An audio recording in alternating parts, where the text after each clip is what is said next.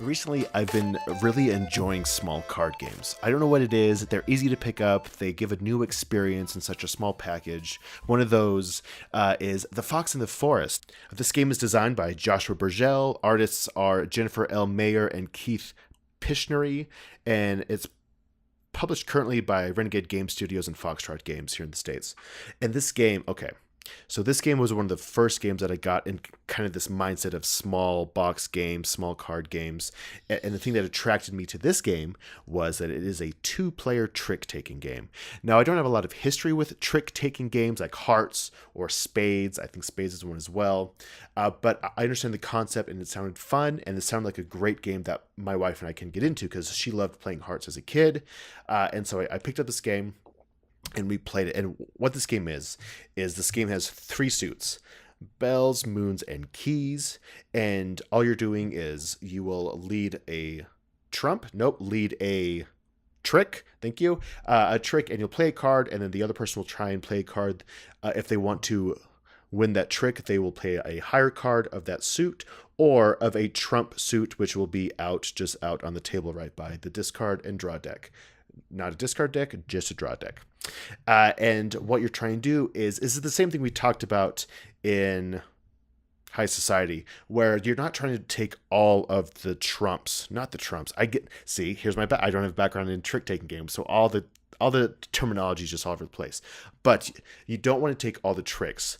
If you take 13 tricks, you get 0 points because you're greedy. But if you get like 7 to 9, then you get 6 points, which is the highest amount of points you can get from tricks. There are other ways to get points, but there are other things at this game that make us really interesting. All the odd numbered cards have special abilities to it. So 1, 3, 5, 7, and 9. They each do something to kind of twist the rules or to help you build a strategy and adapt to what your opponent is doing. So anywhere from, I think number 1 is a swan, and it's if you lose the trick, you still get to lead the next trick, because by default, only the person who wins the trick gets to lead or start the next trick. And then there are others where, like, number 5 lets you discard a card and draw another card. 3 lets you change the trump suit, I believe, and so you can see what your hand is doing and you can change the trump suit to try and change it up that way. But there's just a lot of interesting decisions to make in this game. I was blown away by this game, and ultimately it comes down to tension and how much tension was built by just a few cards, because my wife and I are there playing this game, and you're just trying to figure out what cards are in your opponent's hand and how you can manipulate your own hand into winning these tricks. Because if you only win 0 to 3, you also get 6 points, and if you win 7 to 9, you also get 6. But if you get anywhere between, it's only like 1 or 2 points, and if you get all of them, then it's or more than 9, it's 0 points. And so you're trying to find this balance, and it's first to 21 wins.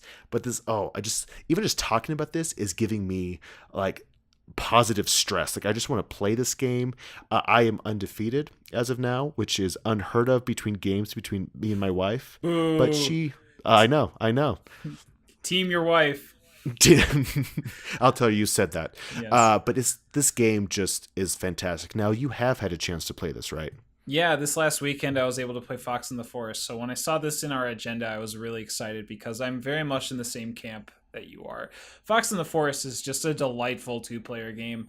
I as well do not have much experience with trick-taking games, but this was such a pleasure to play. It was so easy to play.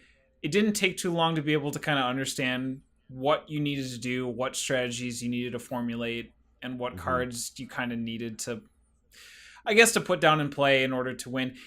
Fox in the Forest does really something interesting that I haven't felt in a game, in that I was mad when I won.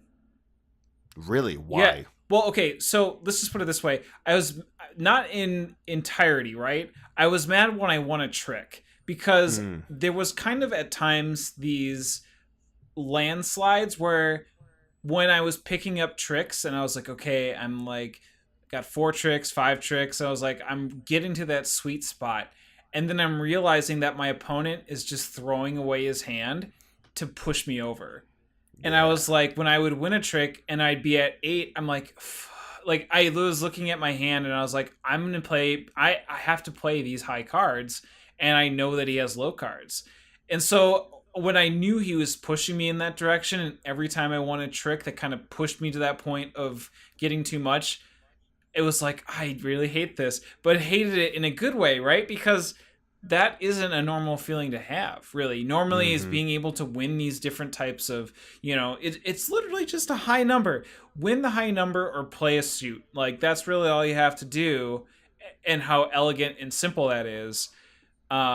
But also, you can't go too far. You can't be super greedy, because then you don't get extra points at the end of the game.